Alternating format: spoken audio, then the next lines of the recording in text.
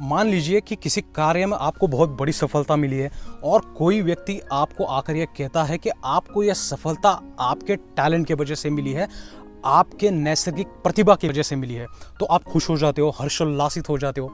लेकिन अगर वही व्यक्ति आपसे यह कहता है कि आपको यह सफलता बहुत घिसने के बाद आई है, बहुत रटने के बाद आई है, बहुत परिश्रम के बाद आई है, तो शायद हमें यह बात इतनी पसंद नहीं आती। तो ऐसा क्यों है?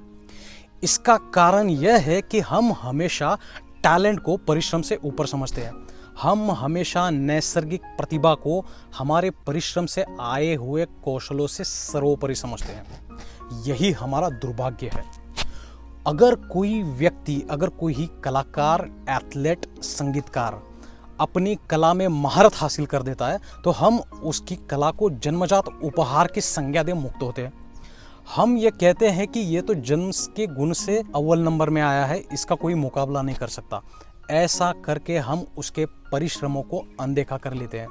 हम उसकी कठोर मेहनत से आए हुए कौशल को टैलेंट का लेबल चिपका देते हैं। लेकिन हमें यह समझना चाहिए, हम जिस भी क्षेत्र में काम कर रहे हैं, वहाँ पे जो व्यक्ति सर्वोच्च बैठा है, शीर्ष पर बैठा है, वहाँ पे जिस व्यक्ति ने उस कार्य में महारत हासिल की है, उसके पास चाहे टैलेंट हो ना हो, उसके पास बौद्धिक क्षमता हो ना हो, उसके पास एक गुण जरूर रहता है, वह है धैर्य।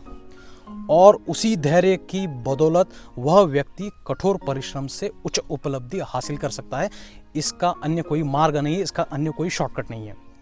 देखिए, हम बहुत बार बड़ी ही जुनून के साथ, बड़े ही उत्साह के साथ कोई कार्य शुरुआत करते हैं, कोई उपक्रम की शुरुआत करते हैं, लेकिन जैसे ही हमारे मार्गों में संकट आते हैं, जैसे ही हमारे मार्गों में बाधाएं आती है, हम उसे छोड़ देते हैं, हम उसे त्याग देते हैं। और ऐसा करने के हमारे पास बहुत कारण रहते हैं, जैसे कि अब मैं बोर हो गया, या फिर मेरे पास समय नहीं है, या फिर यह करने की मेरे पास बौद्धिक क्षमता नहीं है। लेकिन ऐसे त्याग से हमारे जीवन को गुणवत्ता नहीं आ सकती। हमारे जीवन को गुणवत्ता तभी आएगी जब हम मार्गों में आए हुए बाधाओं को अपने धैर्य से उखाड़ फेंकेंगे। और इस धैर्य के साथ हमें और एक चीज चाहिए, वो है उद्देश्य, पर्पस।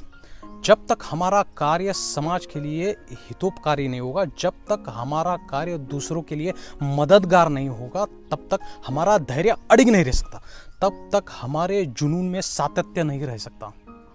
और मेरा यह कथन आपको उपयुक्त साबित होगा, इस विश्वास के साथ अब मैं निकलता हूँ। धन्यवाद।